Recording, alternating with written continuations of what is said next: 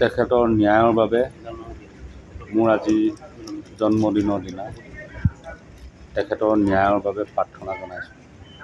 এনে সাধাৰণতে যিকোনো প্ৰাৰ্থনা মন্দিৰত জনোৱা হয়, কিন্তু তেখেত যিহেতু নিজেই আমি অনুভৱ কৰিছোঁ যে ভগৱান প্ৰদত্ত গুণ লৈ আহিছিল, গতিকে মই কোনো বেলেগ ভগৱানৰ ওচৰলৈ যোৱা নাই, তেখেতৰ ওচৰলৈ আহিছোঁ, তেখেতৰ লগতে কথা পাতিছোঁ, তেখেতৰ ন্যায় প্ৰাপ্তি যাতে সোনকালে লাভ কৰে।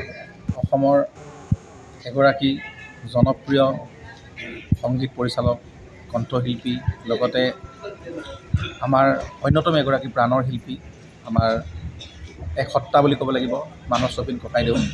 মানস ৰবীন ককাইদেউ আজি উপজাতিনো আমি শুভেচ্ছা যাচিছোঁ, ওলগ যাচিছোঁ।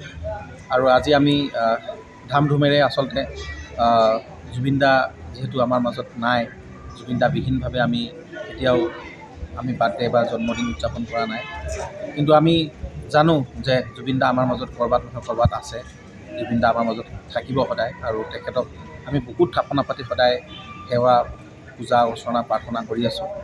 আৰু আজি জুবিন ক্ষেত্ৰলৈ আহি আমি মানস দাৰ জন্মদিনৰ দিনা আমি চাকি বন্তি জ্বলাই তেখেতক আমি কিছুমান কথা মনৰ কথা ক'লোঁ।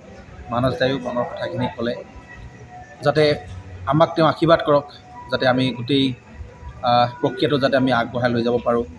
তেওঁ ন্যায়ৰ পৰা তেওঁৰ যিখিনি জুবিন দাৰ এক বিশাল সত্তা আছিলে, তেওঁৰ সৃষ্টিৰাজি আছিলে, সকলোখিনিক যাতে আমি জীয়াই ৰাখিব পাৰোঁ, আমি আগুৱাই লৈ যাব পাৰোঁ।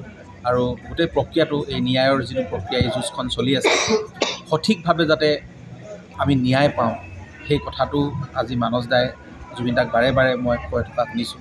আৰু আমাৰ সেয়া বুকুৰ প্ৰাৰ্থনা, গোটেইখিনি জুবিন দাই সকলোখিনি চাই আছে, দেখিছে। আৰু এই বিশেষ দিনটোত মানস দায়ো আজি আহি তেওঁৰ পৰা আশীৰ্বাদ গ্ৰহণ কৰিলে। আমি আচলতে এই মুহূৰ্তত আমি ভাষাহীন হৈ পৰিছোঁ। আমি তেখেতক যি শ্ৰদ্ধা জনাব লাগে আমাৰ মনৰ পৰা সদায় আছে, কিন্তু ইয়ালৈ আহিলে কিবা এটা মনত এটা সান্ত্বনা পাওঁ, আৰু যেন সঁচাকৈ জুবিন দাৰ লগতে জুবিন দাক লগ ধৰিবলৈ আহিছোঁ, জুবিন দাক কথা পাতিব আহিছোঁ, তেনেকুৱা লাগে। মই মানস দাক আমাৰ অসমীয়াৰ এগৰাকী আচলতে জাতীয় জীৱনৰ এক সত্তা হয়, আৰু এই সত্তাটোক আগুৱাই লৈ যাব লাগিব। আমি মানস দাৰ লগত আছোঁ, আৰু মানস দাই বহুত কিছুমান জুবিন দা আদৰ্শৰে বহুত কিছুমান পৰিকল্পনা কৰিছে, আৰু তেওঁ অসমখনক আগবঢ়াই লৈ যাবৰ কাৰণে বহুত পৰিকল্পনা কৰিছে। সেইবিলাকো হওক আচলতে। আৰু মানস দাৰ আমি পিছৰ পৰা আমি তেখেতৰ লগত আছোঁ, আমি সঁহাৰি যোগাই আছোঁ।